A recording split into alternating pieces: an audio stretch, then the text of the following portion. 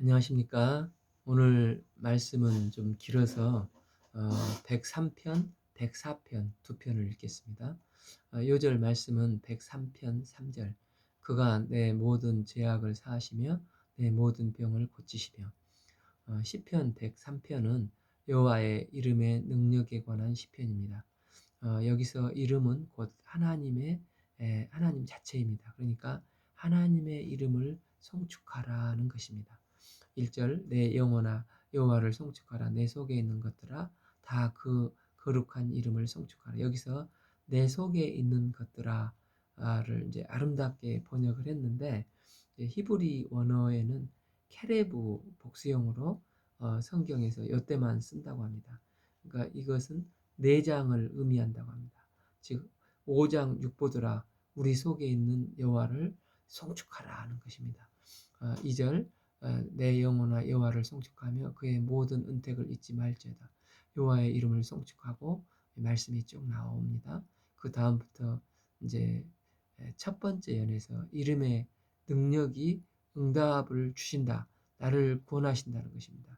그래서 우리가 기도를 할 때 구원의 응답이 뭐냐 할 때 이제 3절에서 5절을 읽는 게 중요합니다. 우리가 기도를 할 때 6가지 응답을 해 주신다고 말씀을 하고 계십니다.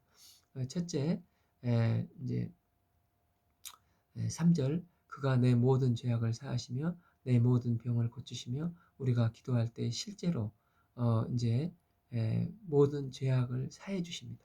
또 둘째, 기도를 할 때 모든 병을 고쳐 주십니다. 이제 4절 내 생명을 파멸해서 성량하시고 인자와 긍휼로 관을 씌우십니다. 세 번째는 생명을 파멸해서 이제 성량을 해주십니다. 또 네 번째는 인자와 긍휼로 영광의 관을 씌워주신다고 합니다. 5절 좋은 것으로 내 소원을 만족하게 하사 내 청춘을 독수리같이 새롭게 하시는도다. 다섯 번째는 좋은 것으로 소원을 만족해 주십니다. 여섯 번째는 청춘을 독수리같이 해주신다는 것입니다. 이 6가지를 우리가 기도를 드리면 허공을 때리는 막연한 기도가 아니라 정확히 타켓을 때리듯이 응답을 하나님께서는 해주시는다는 것입니다. 그래서 이 3절, 5절을 기도 위에 정확히 6가지 응답을 해주시는 건데, 이것은 애울 수 있으면 애우면 좋을 것 같습니다. 이제 여기에 특징이 무엇입니까? 다 목적어가 나라는 것입니다. 내 모든 죄악, 나의 죄, 나의 병, 나의 생명, 나의 관, 내 좋은 것으로 내 청춘, 모든 게 나입니다. 왜 나입니까? 이는 하나님과의 나의 관계 속에 있기 때문입니다. 아버지와 자녀로서의 관계 속에 있기 때문입니다. 이럴 때 뭐라고 부릅니까? 구약은 여호와, 신약은 아버지. 그러니까 자녀가 기도를 드릴 때 하나님은 이렇게 응답을 해주신다는 것입니다. 둘째 나오는 하나님의 이름의 능력이 무엇입니까? 균형을 이끄신다는 것입니다. 6절 여호와께서 공의로운 일을 행하시며 억압당하는 모든 자를 위하여 심판하시는도다. 7절 그의 행위를 모세에게 그의 행사를 이스라엘 자손에게 알리셨도다. 하나님이 함께 하시면 균형이 있다고 했지 않습니까? 기도도 하고 말씀도 붙잡고 교회 생활도 잘하고 교회 밖의 생활도 잘합니다. 그런데 인간이 자기 의지인 에고를 기초로 하면은 균형이 다 깨져버리고 거기는 이제 분란이 일어납니다. 왜 그렇습니까? 하나님이 없기 때문에 그렇습니다. 반면에 하나님이 계시면 거기에 균형이 있고 그러니까 어, 정의를 외치지만 또 거기에 사랑이 있습니다. 이제 지난번에 우리가 한번 봤듯이 현장에서 잡힌 여인을 함께 때려 죽이시지 않지 않습니까? 주님은 용서를 해주시면 그렇다고 마음대로 또 되짚고 다니라는 것도 아니고 다시는 죄를 범지 말라고 하십니다. 이게 하나님이 계실 때 참 사랑과 이 공의의 현상이 잘 나타납니다. 주님은 이렇듯 균형을 잡으시면서 주님 안에서 이 살롬의 평화를 주시게 됩니다. 어느 설교에서 이제 준비하면서 들은 건데, 안 믿는 아버지가 믿는 사역자들에게 한 조언의 글이 있었습니다. 얘야, 첫째 이제 사람을 프로젝트로 여기지 말고 사람으로 대하라. 일 중심이 아니라 사람 중심이 되도록. 또 둘째, 사람들에게 분명히 성경을 가르쳐라. 아, 크리스찬들을 내가 보니까 죄가 뭔지 은혜가 뭔지 의외로 그 용어에 대한 이해를 못하고 절대 그렇게 되면 또 믿음이 생기지 않을 건데 이렇게 이제 아버지가 말을 하더라는 것입니다. 세 번째, 예, 예, 무례하게 굴지 말라. 말을 할 때 예의 바르게 이야기를 해라. 그리고 너는 분위기만 만들고 성도들이 말을 많이 하도록 하라. 그러니까 크리스찬이 아니신 아버지가 마치 목사처럼 조언을 하는 것 같은데 이분은 참 믿지 않지만 균형 감각이 있으신 분이라 생각이 들지 않습니까? 저희들이 이제 신학을 할 때도 한 교수님이 늘 이런 말씀을 하셨습니다. 자네들 혹시 그 총신대학교에 와보면 무슨 표어가 써져 있는 줄 알아? 하면서 목회자 이전에 먼저 사람이 되라라고 써져 있다고 합니다. 인격의 성숙과 균형 감각이 얼마나 중요한지 이게 지혜라는 것입니다. 성도들은 이제 옳은 말을 할 때 내 말 속에 사랑이 담겨 있는가를 점검을 하고 또 사랑을 할 때 혹시 내 편을 만들고 있는 것은 아닌지 그리고 나는 나머지는 다 배척해버리는 반쪽짜리 사랑을 하고 있는지를 한번 생각을 해보라는 것입니다. 하나님이 들어오시면 우리는 균형 감각을 잡을 수가 있습니다. 8절 여호와는 긍휼이 많으시고 은혜로우시며 노하기를 더디하시고 인자하심이 풍부하시도다. 9 자주 경책하지 아니하시며 노를 영원히 품지 아니하시로다. 여호와는 균형을 잡아주신다는 것입니다. 사랑과 공의, 긍휼과 심판, 은혜와 진리의 균형입니다. 10절 우리의 죄를 따라 우리를 처벌하지 아니하셨습니다. 우리의 죄악을 따라 우리에게 그대로 갚지 아니하십니다. 왜냐하면 14절 이는 그가 우리의 체질을 아시고 우리가 단지 먼지뿐임을 기억하심이로다. 우리의 여호와는 체질을 아시며 우리가 진토이심을 기억하시기 때문에 입니다. 우리가 하나님께서 공의대로 심판을 받았다면 우리는 이미 먼지처럼 훅 날아가 버릴 연약하고 죄악된 자들입니다. 우리가 너무 약하다는 것은 우리를 흙으로 지으신 하나님께서 누구보다도 잘 아신 분이십니다. 하나님은 우리가 공의대로 벌을 받았기에는 견딜 수 없는 연약한 존재이기 때문에 우리를 이 사랑으로 품으시고 용서하여 주셨습니다. 그래서 이제 8절 여호와는 긍휼이 많으시고 은혜로우시고 노하기를 더디하시고 인자하심이 풍부하시도다 하셨고 너를 영원히 품지 아니하시도다 말씀하십니다. 그런데 이 말씀이 또 이제 다른 데에도 많이 나오지 않습니까? 이제 요나서에서 보면 요나가 하나님께 불평을 할 때 하나님은 노하기를 더디하시는 분이시기 때문에 내가 용서해 버리실 줄을 알았습니다 하고 원망 불평을 하지 않습니까? 근데 또 이 말씀이 미가서에서도 같은 의미로 사용을 합니다. 하나님께서는 노하기를 더디하신다는 것은 근데 이제 두 가지 의미가 있습니다. 하나는 요나서처럼 회개하면 용서해 주시려고 최대한 심판의 시간을 늦추신다는 것입니다. 그런데 이 똑같은 말이 나훔 선지자에게 나오는데 나훔에서는 노하기를 더디하시지만 반드시 끝까지 회개치 않는 자들을 심판하신다는 것을 똑같은 문맥을 사용해서 말씀하고 있습니다. 그러니까 하나님은 긍휼이 크시고 노하기를 더디하시는 분이시지만 이렇게 기다려 주시지만 그러나 그 진노가 반드시 끝까지 회개치 않는 자들에게 죄악이 마치 그 노아의 심판처럼 목에까지 찼을 때 하나님은 반드시 철저히 또 심판을 이루시는 분이시라는 것입니다. 그러니까 사랑과 공의, 은혜와 진리가 하나님 안에서는 균형이 잡혀져 있지만 그러나 핵심은 어디입니까? 인자하시다는 것입니다. 하나님은 은혜로우시다는 것입니다. 그래서 요한복음 1장에서 은혜와 진리가 충만하신 예수님, 은혜가 앞서지 않습니까? 그러나 끝끝내 심판하시는 이유도 그분의 인자하심 때문이라는 것입니다. 즉 헤세드, 사랑 때문이라는 것입니다. 그러니까 이제 기다리시는 것은 용서를 하기 위함이고 끝끝내 심판하시는 이유는 다른 이들의 죄를, 그들에게 압제하는 자들을 위해서, 그들에게 핍박을 하는 자들을 위해서 하나님은 분명히 이 악인들을 심판하시는 분이십니다. 그래서 이제 이 시편 103편에는 특히 이제 인자하심, 이 헤세드가 많이 나오는데, 이 헤세드에는 인자이지만 좋은 말을 다 갖다 넣을 수가 있는 단어입니다. 해석하는 분에 따라서 인자, 인애, 때로는 은총, 사랑으로도 번역할 수 있습니다.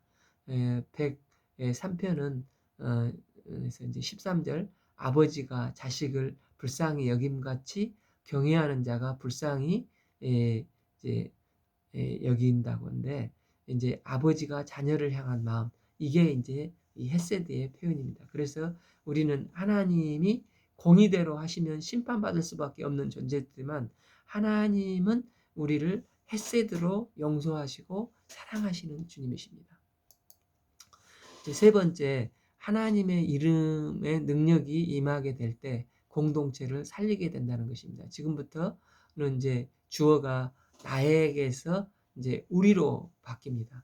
10절, 우리의 죄를 따라 우리를 처벌하지 아니하시며 우리의 죄악을 따라 우리에게 그대로 갚지 아니하셨으니, 12절, 동이 서에서 먼 것 같이 우리의 죄과를 우리에게 멀리서 옮기셨으며, 14절, 이는 우리가 우리의 체질을 아시며 우리가 단지 먼지일 뿐임을 기억하심이로다. 하나님은 헤세드의 하나님이십니다. 또한 여기서 계속해서 우리를 반복해서 말씀하고 있지 않습니까? 여기서 우리는 공동체입니다. 그래서 예수님께서도 하늘에 계신 우리 아버지여, 이렇게 우리라고 말씀하지 않습니까? 우리, 한국말에서 우리는 이제 원래 울타리라는 의미가 있다고 합니다. 그래서 우리 아내라고 말을 하지 않습니까? 아내가 한 명밖에 없는데 우리라고 쓰고 있습니다. 이 말이 가능한 이유가 이제 울타리 안에 있는 아내라는 뜻이기 때문에, 이제 서울이라는 뜻도 좋은 울타리라는 뜻이라고 합니다. 그래서 이제 우리 목사님 또 우리 목자님, 이게 가능한 게 같은 울타리 안에 있는 공동체 안에 있기 때문에 가능하다는 것입니다. 그러나 이제 서양식 개념에서 우리는 진짜 위, 아워, 공동체라는 개념이 된다고 합니다. 그러니까 이제 믿음의 능력은 공동체까지 나가라는 것입니다. 그러니까 내가 중보 기도를 할 때 공동체를 위해서 기도하는 것이 된다는 것입니다. 그러니까 한 사람의 제대로 된 믿음 있는 이 중보 기도가 이 공동체 전 재산이 되고 공동체를 살린다는 것입니다. 이 모세가 중보 기도를 통해서 출애굽 때 그 민족을 살렸지 않습니까? 모세가 없었으면 시내산에서 그들은 다 죽었을 것입니다. 또 바울이 중보 기도를 해서 이스라엘을 기도하지 않습니까? 또 이제 아브라함의 중보 기도를 보십시오. 또 예수님의 제사장적인 중보 기도를 보십시오. 이처럼 우리가 해야 될 일이 무엇입니까? 나 한 사람이 우리 공동체라는 의식을 가지고 우리를 위해서 중보 기도를 하는 것입니다. 나 자신이 예수님의 이름의 능력을 의지해서 우리 공동체를 위한 기도, 나라를 위한 기도, 가정을 위한 기도, 교회를 위한 기도를 할 때 이 공동체가 구원받는다는 것입니다. 믿음의 기도는 공동체를 구합니다. 한 사람의 제대로 된 기도를 보시고 하나님은 그 공동체를 구원해 주시는 분이십니다. 내가 속한 공동체가 하나님의 기쁨이 되는 공동체가 되도록 내가 중보 기도를 하는 기도의 사람이 되기를 기도합니다. 15절, 인생은 그날의 풀과 같으며 그 영화가 들의 꽃과 같도다. 16절, 그것은 바람이 지나가면 없어지나 그 있었던 자리도 다시 알지 못하거니와. 17절, 여호와의 인자하심은 자기를 경외하는 자에게 영원부터 영원까지 이르며 그의 의는 자손에게 이르니 18절 곧 그의 언약을 지키고 그의 법도를 기억하며 행하는 자에게로다. 19절 여호와께서 그의 보좌를 하늘에 세우시고 그의 왕권으로 만유를 다스리는 자다. 20절 그 능력에 있어서 여호와의 말씀을 행하며 그의 말씀의 소리를 듣는 여호와의 천사들이 여호와를 송축하라. 21절 그에게 수종 들며 그의 뜻을 행하는 모든 천군이여 여호와를 송축하라. 22절 여호와의 지으심을 받고 그가 다스리는 모든 곳에 있는 너희 여호와를 송축하라. 내 영혼아 여호와를 송축하라. 그래서 하나님께 헌신된 삶이 최고라는 것입니다. 이제 믿음의 능력도 여호와의 이름은 우리에게 구원을 주시고 공동체를 살리신다는 것입니다. 그러므로 이제 인생은 짧고 풀과 같고 들의 풀과 같고 바람이라고 말을 하면서 인생은 아무것도 아닌데 이런 이 짧은 인생 가운데서 나 자신에게 소망을 두지 말고 자신을 체념을 하고 부인하고 철저히 하나님을 의지하고 하나님의 능력에 묶임 바 되어서 나의 인생을 하나님께 드릴 때 내 인생이 최고의 인생이 된다는 것입니다. 누가복음 5장에서 베드로가 밤이 맞도록 수고를 했지만 자기 경험과 생각이 있었습니다. 그러나 말씀에 의지하여 그물을 내리라 하는 말씀에 순종하였습니다. 그랬더니 그물이 찢어질 정도로 두 배가 잠길 정도로 고기가 잡혔지 않습니까? 그때 베드로가 주여 나를 떠나소서 나는 죄인이로소다며 자신이 무너집니다. 그리고 철저히 자기를 체념하고 예수님을 따라가는 인생 이 결단을 합니다. 이게 은혜의 인생이라는 것입니다. 그러니까 결론은 갈라디아서 2장 20절처럼 나를 부인하고 주님을 붙들어야 한다는 것입니다. 이 풀 같고 바람 같은 나를 체념해버리고 부인해버리고 철저히 하나님의 능력에 묶임받는 인생을 살면 승리하는 인생이 된다는 것입니다. 우리 삶이 이런 승리를 맛보는 인생이 되기를 기도합니다. 이제 시편 117편은 104편은 흔들릴 때 환경을 쳐다보지 말고 출발이 창조주 하나님으로부터 출발을 삼아야 한다는 시편입니다. 이제 이건 마치 그 사도신경처럼 사도신경의 고백과 같습니다. 우리가 이제 흔들릴 때 창조주 하나님을 붙잡아야 한다는 것입니다. 그러니까 이제 이 창조주 하나님을 붙잡아야 하는데 네 가지로 정리해 볼 수가 있습니다. 첫째, 흔들릴 때 창조주 하나님은 전능하신 하나님이신 것을 내가 믿는다는 것입니다. 창조주 하나님의 스케일과 도구를 쭉 설명을 하고 있습니다. 내 영혼아 여호와를 송축하라. 여호와의 하나님 나의 하나님이여 주는 심히 위대하시며 존귀와 권위로 옷 입으셨나이다. 2절 빛으로 옷을 삼으셨고 하늘을 휘장으로 삼으셨다고 합니다. 3절 물에 자기를 누각의 들보로 두셨다고 합니다. 4절 바람을 자기 사신으로 삼으시고 불꽃으로 자기 사역자를 삼으시며 하나님께서 쓰시는 도구가 어느 정도입니까? 바람을 사신으로 삼으셨다고 하지 않습니까? 그래서 이제 안개 같은 두려움이 있을 때 주께서 한번 바람을 불어주시면 싹 안개가 사라져 버리는 거 아닙니까? 이게 광야에서 이스라엘 백성들이 고기를 먹고 싶다고 하나님을 원망할 때 하나님께서 이 바람을 보내셔서 메추라기를 보내셔가지고 그 입에서 냄새가 나도록 고기를 먹이시지 않으셨습니까? 또 사도행전 2장 오순절에서 봐보면 호련히 하늘로부터 급하고 강한 성령의 새바람이 부니까 죽었던 모든 영혼이 살아나고 이제 하나님의 교회가 세워지게 되는 일들이 벌어집니다. 하나님은 마음만 먹으시면 바람을 통해서도 이런 일을 하실 수가 있는 분이십니다. 또한 불꽃으로 자기 사역자들을 삼으신다고 하십니다. 하나님께서 하나님의 사역자들을 사용하셔서 놀라운 일들을 이루십니다. 우리가 믿는 하나님은 바람으로도 일하시고 불꽃으로도 일하시는 하나님이시기 때문에 능치 못할 일이 하나도 없으시고 뭐든지 하실 수 있는 전능하신 하나님이 되십니다. 두 번째 하나님은 경계를 주시는 하나님이십니다. 자기 한계가 있다는 것입니다. 하나님께서 모든 경계를 지정을 해 주셨습니다. 사울 왕이 왜 혼이 납니까? 왕은 왕으로서 질서와 경계가 있고 제사장은 제사장만이 드리는 것이 아닙니까? 그러니까 경계를 뛰어넘으니까 하나님께서 진노를 하시는 것입니다.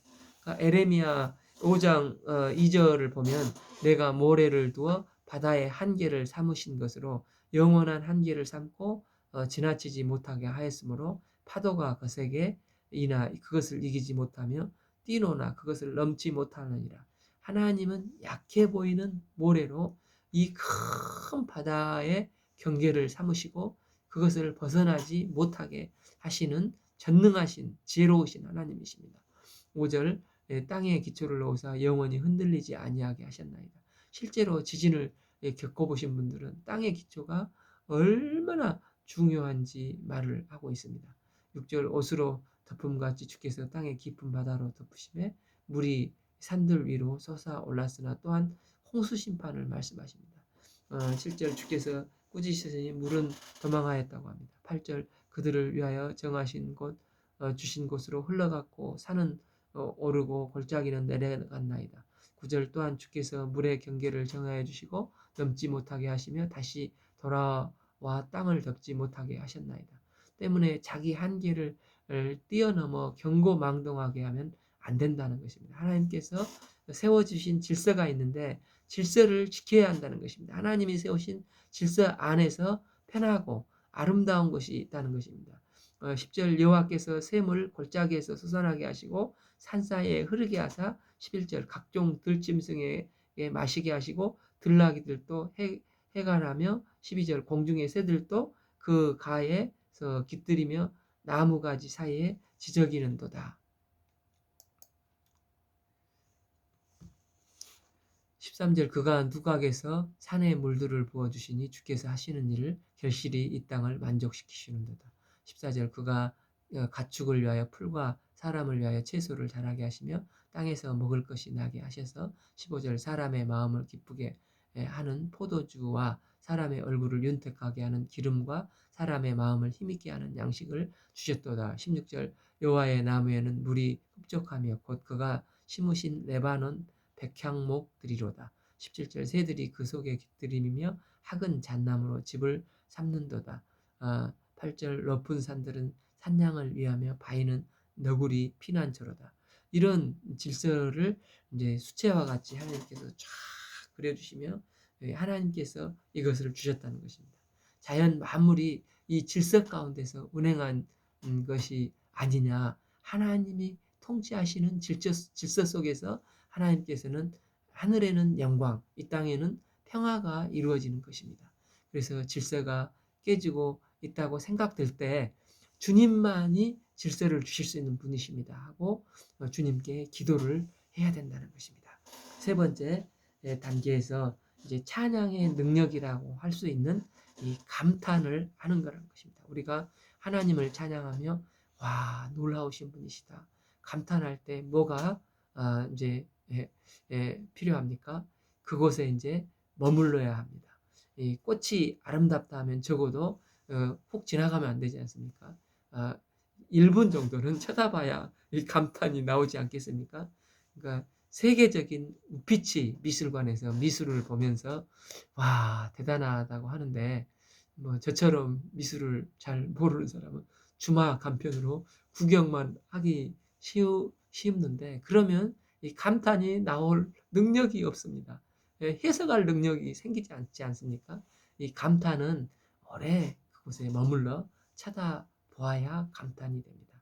그래서 참 하나님의 말씀을 오래 머물러 있으면은 이 말씀이 조곤조곤 내 심령에 이제 성령의 감흥이 되어서 이 감탄이 나오는 것입니다. 와 이런 말씀이었구나. 24절 여호와여 주께서 하신 일이 어찌 그리 많은지요. 주께서 지혜로 그들을 다 지으셨으니 주께서 지으신 것들이 땅에 가득하나이다. 이처럼 창조주 하나님에 대해서 찬송과 감탄한 말이 절로 나오는 것입니다. 이제 뭐 말씀을 준비하면서 자료를 보니까 어떤 그 테너 가운데 이 배재철이라는 테너가 있다고 하는데 저도 처음 들었는데 이분이 유명한 분이랍니다. 예, 이태리 이제 베르디 음악원에서 100년에 한 번 나올 음성이다. 이 오페라 사상 최고의 테너가 나왔다. 이런 칭찬을 받은 사람이다. 그런 그가 그 갑상선 암에 걸렸는데 성대와 오른쪽 폐까지 제거를 했다고 하니 합니다. 그러니까 이분이 일본에서 수술을 하고 이제 마취 상태에서 깨어났는데 이제 그 이분이 집사님이셨다고 합니다. 그런데 이제 그 잠재 의식의 본성에서 나올 때 주 하나님 지으신 모든 세계를 하면서 찬양을 불렀다고 합니다. 이유가 그전에는 자신이 이제 노래를 잘 한다고 교만하게 살았는데 수술을 통해서 절감하게 된 것입니다. 내 목소리는 하나님을 찬미하기 위해서 주신 음성이다라는 것을 깨닫고 우리 인생이 이제 일반적으로 그렇지 않습니까? 건강을 주셨을 때, 젊었을 때 제 멋대로 살다가 나이 들어서 힘없고 이제 휠체어 타고 걷지 못할 때 헌신할 걸 이렇게 후회를 하지 않습니까? 돈 있을 때 좀 주를 위해서 헌신했어야 하는데 돈 다 날리고 난 다음에 이제 무릎을 치면서 후회하지 않습니까? 그런데 이분은 이제 후회를 했지만 그 후의 삶이 이것 때문에 완전히 달라졌습니다. 하나님이 창조하심에 대한 감탄, 내 인생이 되었기 때문에 그렇다는 것입니다. 그러니까 저도 이제 처음 들어봐서 이제 유튜브를 들어봤는데 참으로 은혜가 되었습니다. 시간이 되시면 한번 들어보시기를 바랍니다. 왜 이렇습니까? 이전과 이유가 달라진 것입니다. 하나님의 창조하심에 대한 감탄의 인생이기 때문에 이 깨달음이 있기 때문에 비록 몸이 이전과 다르지만 그 은혜 때문에 그 은혜로 이 찬양을 드리는 것입니다. 우리가 예배를 드려도 이런 감탄의 예배가 있습니다. 또 기도를 해도 이 감탄의 기도를 드리고 또 헌신을 해도 주님께 감탄하며 감동된 헌신을 드리는 것입니다. 하나님께서 우리에게 기회를 주셨을 때 이런 이 감탄을 하면서 주님께 헌신된 복을 받기를 기도합니다. 마지막으로 우리가 이제 주님께 겸손히 가득 찬 삶을 살아야 된다는 것입니다. 왜냐하면 호흡의 주관자가 창조주 하나님이시기 때문입니다. 29절 주께서 낮을 숨기신 즉 그들이 떨고 주께서 그들의 호흡을 거두신 즉 그들은 죽어 먼지로 돌아가나이다. 30절 주의 영을 보내어 그들을 창조하사 지면을 새롭게 하시나이다. 여기서 호흡과 영이 나오지 않습니까? 사람이 죽은 것은 이제 들숨을 하고 또 날숨이 없으면은 죽는다는 것입니다. 그러니까 이제 그 죽을 때 훅 이제 들이마셨는데 숨을 내쉬지 못하면은 그걸로 생명이 죽는 것입니다. 그런데 이제 이 들숨과 날숨을 누가 주십니까? 하나님이 주시지 않습니까? 이걸 이제 히브리어로 루하흐라는데 그 코에 생기를 불어넣으시니 이 생명이 된지라. 이 생명이 들숨 날숨이라는 것입니다. 그러니까 여호와를 찬양하라 하였는데 하나님께서 우리에게 생명을 주셨다는 것인데 그래서 시편에 호흡이 있는 자마다 찬양하고 호흡이 있을 때 찬양하라고 나오는데 호흡이 있을 때 우리가 사명을 잘 감당해야 한다는 것입니다. 이제 이 생명, 이 호흡이 계속해서 있는 것이 아닙니다. 제 친구 아버님이 어제 돌아가셨다고 들었는데 이제 예수님을 믿고 권사님이시기 때문에 천국을 가셨습니다. 이게 근데 우리 호흡이 이처럼 멈출 수가 있습니다. 그래서 우리가 겸손하게 주어진 삶을 살아야 하는 것입니다. 그러나 우리가 살아있는 것은 주께서 생기를 주시고 호흡을 주시면 우리가 살아나게 되는 것입니다. 그래서 이제 흔들린 사람이 다시 이 창조주 하나님을 바라보고 이 한계적인 인생, 내게 주어진 이 호흡의 기간에 하나님을 찬송하고 찬미하며 주님께 다짐을 하는 것입니다. 33절 내가 평생토록 여호와께 노래하며 내가 살아있는 동안 내 하나님을 찬양하리로다. 34절 나의 기도를 기쁘게 여기시기를 바라나이니 나는 여호와로 말미암아 즐거워하리로다. 35절 죄인들을 땅에서 소멸하시며 악인들을 다시 잊지 못하게 하시리로다. 내 영혼아 여호와를 송축할지어다. 그러니까 흔들릴 때 결론이 무엇입니까? 혼란의 상황일 때 당황함과 흔들릴 때마다 전능하신 천지를 만드신 하나님 내가 믿사오며 사도신경을 믿으라는 것입니다. 두 번째, 다 경계를 지으신 하나님 안에 머물기를 원합니다. 또한 감탄과 찬양의 능력입니다. 우리에게 있을 때 마음껏 찬양하고 헌신해야 된다는 것을 다짐합니다. 또 마지막 겸손인데 왜 이렇습니까? 생명이 주께 달려있기 때문에 호흡이 주셨을 때 호흡은 기회입니다. 그래서 기회가 주어질 때 겸손하게 하나님을 헌신하고 충성하기를 원한다는 것입니다. 오늘 말씀은 시편 103편에서 104편을 읽겠습니다. 감사합니다.